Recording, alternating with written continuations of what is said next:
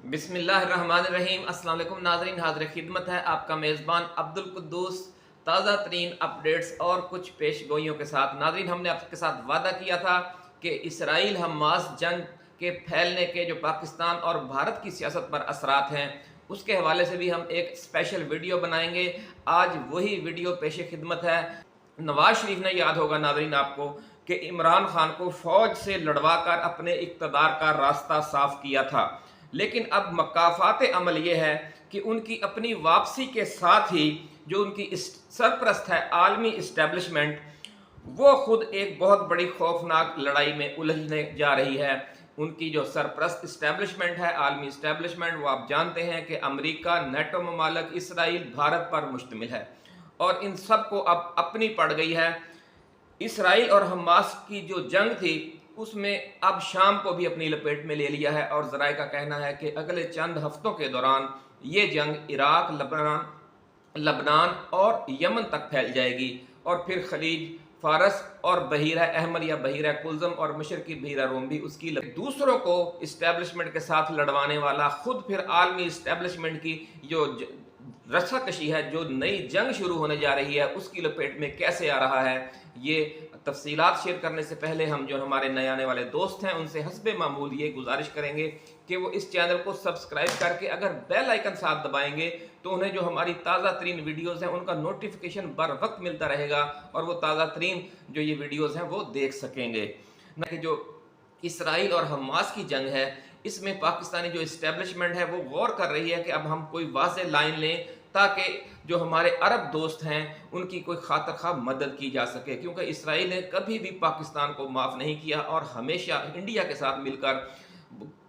मकबूजा जम्मू और कश्मीर में भी जुल्म सितम का बाजार गर्म किया है और पाकिस्तान के खिलाफ भी जारहियत के कई मंसूबे बनाता रहा है। साबिक सदर ज़ियाउल हक के दौर में आपको नाज़रीन याद होगा कि जो भारतीय F-16 थे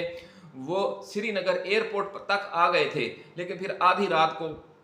पाक फौज ने, जो हिंदुस्तानी सफ़ीर है इस्लामाबाद में, उसे जगाकर, हाई कमीशन है जो उसे जगाकर दफ्तर खारजा तलब किया और उसे वो वीडियोज़ और वो तस्वीरें दिखाई कि श्रीनगर एयरपोर्ट पर इसराइली तैयारे खड़े हैं और उन्हें कहा कि इसी वक्त आप अपनी हुकूमत को इत्तला दें कि अगर श्रीनगर से या मकबूजा कश्मीर या भारत की तरफ से भले वो इसराइली तैयारे ही क्यों ना हों, अगर पाकिस्तान के कोहटा प्लांट पर या एटमी तनसीबात पर हमला हुआ तो पाकिस्तान जवाब में एटम बम भी इस्तेमाल कर सकता है। नाज़रीन, जब ये धमकी आधी रात को भारत सरकार को मिली तो वो परेशान हो गए कि इतनी सीक्रेट जो उनकी ये एक्टिविटी थी वो कैसे पाकिस्तान की नज़र में आ गई और ये जो मज़मूम मंसूबा था वो टल गया। तो इससे आप अंदाज़ा लगा सकते हैं कि भारत और कश्मीर, भारत और इसराइल किस हद तक एक दूसरे के साथ ताउन कर रहे हैं। उसी की तनाज़र में ये जो झड़प शुरू हुई है, ज़रा का कहना है कि उसका ताल्लुक उस पाकिस्तान की जो पॉलिसी है इसराइल हमास जंग के हवाले से और दोस्त अरब ममालिक की वाज़ेह और दो टोक मदद करने के हवाले से पाकिस्तान को उससे रोकने की ये कोशिश है। अमेरिका और इसराइल के इशारे पर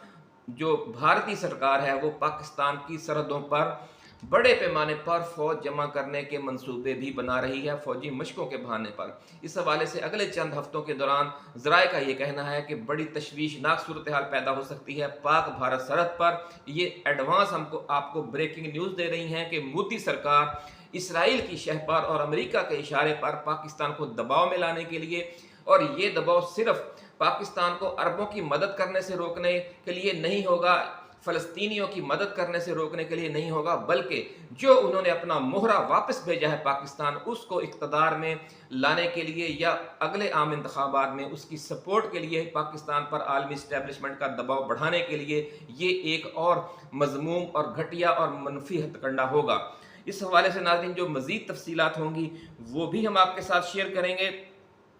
लेकिन मकाफ़ात अमल का जाते जाते हम आपको एक तबसरा और तज्ज़िया ज़रूर देना चाहते हैं कि मियाँ मोहम्मद नवाज शरीफ ने इमरान खान को पाकिस्तानी इस्टेब्लिशमेंट से लड़वा कर अपना उल्लू सीधा करने का जो आसान रास्ता इख्तियार किया था,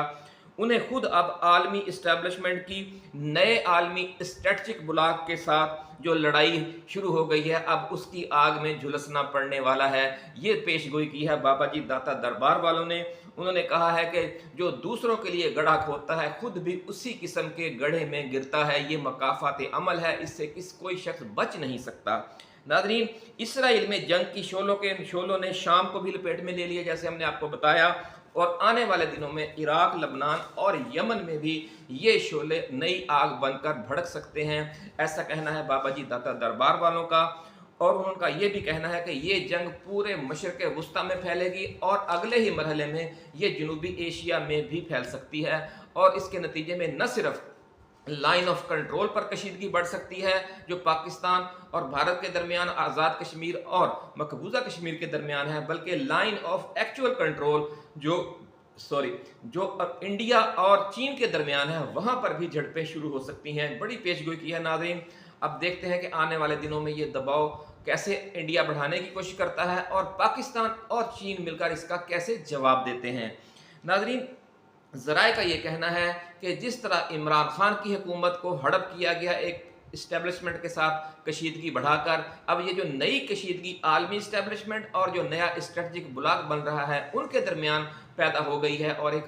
عالمی جنگ کی منی ورلڈ وار کہہ سکتے ہیں کہ ایک صورت پیدا ہونے جا رہی ہے۔ اس کے شعلوں میں اب خود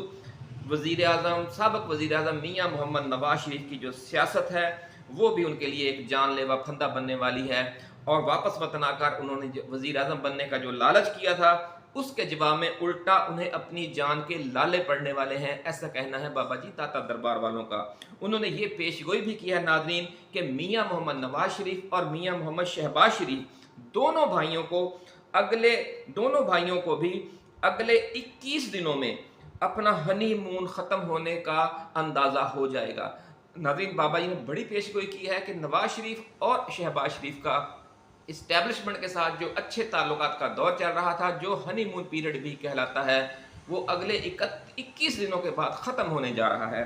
اور اسی طرح 2017 اور 2018 میں جس طرح کی کشیدگی تھی شریف برادران اور اسٹیبلشمنٹ کے درمیان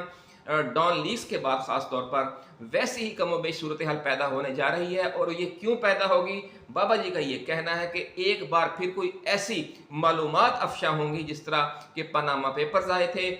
یا ڈان لیکس آئی تھی، کوئی ایسی خبر سامنے آئے گی جس سے ان لوگوں کا، ان بھائیوں کا مودی کے ساتھ گٹھ جوڑ یا امریکہ کے ساتھ کوئی خفیہ گٹھ جوڑ سامنے آئے گا، اور اس کے جواب میں اسٹیبلشمنٹ کے ساتھ ان کے تعلقات دوبارہ خراب ہو جائیں گے۔ عمران خان کے حوالے سے بابا جی نے یہ پیش گوئی کی ہے کہ ان کی جو مشکلات ہیں وہ تیزی کے ساتھ ختم ہو رہی ہیں، لوور کورٹ سے اور خصوصی عدالتوں سے جو انہیں سزائیں دی جا رہی ہیں وہ دی جاتی رہیں گی، لیکن یہ تمام معاملات پھر سپریم کورٹ تک جب پہنچیں گے تو وہاں اسی طرح اڑ جائیں گے جس طریقے سے جو نیب ترامیم اڑائی گئیں، اور اس کے بعد حال ہی میں جو ملٹری کورٹس میں سویلین کے ٹرائل کے حوالے سے جو ترمیم تھی وہ اڑائی گئی، جو قانون تھا وہ اڑایا گیا۔ ناظرین، اسی کے ساتھ ہم آپ سے اب اجازت چاہیں گے، اور بابا جی کی یہ آخری پیش گوئی بھی جاتے جاتے سن لیں کہ نومبر کا مہینہ عمران خان کی مزید کامیابیوں کا مہینہ ہوگا، اور جو ہی یہ مہینہ ختم ہوگا، خاص طور پر 25 نومبر کی تاریخ انہوں نے بتائی ہے کہ 25 نومبر کے بعد عمران خان کی کامیابی، عمران خان کی آئندہ سیاست ایک طوفان بن کر سامنے آئے گی۔ یہ ہر کسی کو نظر آنے لگ جائے گا، نہ صرف مخالفین کو بلکہ 25 کروڑ عوام بھی جان لے گے کہ اب مستقبل صرف عمران خان کا ہی ہے۔ ناظرین، ایسی ہی ایکسکلوسیو ویڈیوز کے ساتھ انشاءاللہ عزیز ہم جلد دوبارہ حاضر خدمت ہوں گے۔ آپ اپنا، دوستوں، رشتہ داروں اور گرد و نواح میں رہنے والے تمام اہل وطن کا بہت خیال رکھیے گا۔ اللہ حافظ۔ پاکستان زندہ باد۔